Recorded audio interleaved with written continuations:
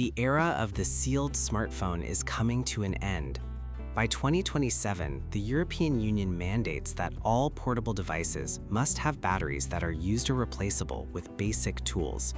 For over a decade, manufacturers have pushed the narrative that sealing batteries is a technical necessity, a requirement for water resistance, and more importantly, thermal management. This thermal lie suggests that only a permanently glued battery can safely dissipate the heat generated by modern fast charging and high-performance processors.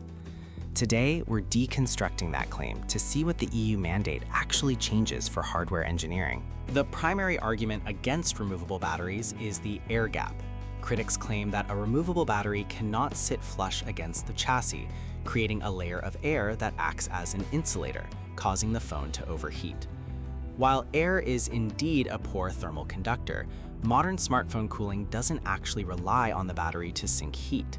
In fact, the battery is often the most heat-sensitive component in the system. Heat is primarily moved away from the SoC via vapor chambers and graphite sheets toward the external frame, not through the battery itself. The real reason manufacturers prefer glue isn't thermal, it's structural. Adhesives allow for thinner devices by using the battery as a stressed member of the chassis. To replace glue with a door or a tray, engineers must add internal walls and latches, which consume precious internal volume. However, the EU mandate is forcing a shift towards stainless steel battery casings. Unlike the soft foil pouches used today, these rigid shells can be part of the thermal solution, acting as a secondary heat spreader while allowing for a safe, toolless ejection mechanism. Critics often point to energy density. A removable battery requires its own protective shell, which takes up space that could otherwise be filled with more lithium-ion cells. We estimate a 5 to 10% reduction in total capacity for the same physical footprint. But this is where the engineering trade-off gets interesting.